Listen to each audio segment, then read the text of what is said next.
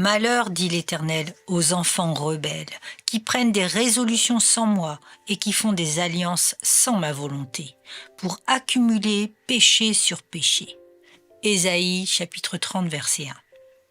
La parole de Dieu nous prévient dans le Proverbe 19 au chapitre 20 et 21 « Écoute les conseils et reçois l'instruction, afin que tu sois sage dans la suite de ta vie. » Il y a dans le cœur de l'homme beaucoup de projets, mais c'est le dessein de l'Éternel qui s'accomplit.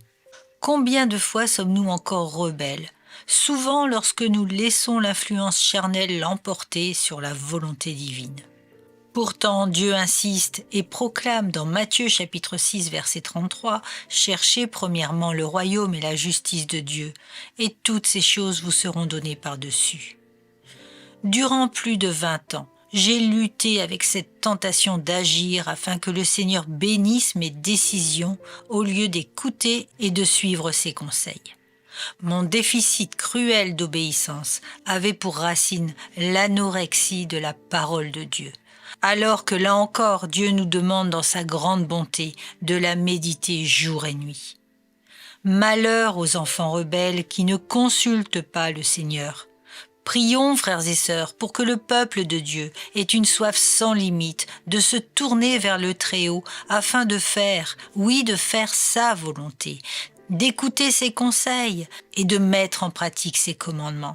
Chassons nos excuses et éliminons les temps perdus dans les futilités, les mauvaises influences, les passions qui nous éloignent de Dieu.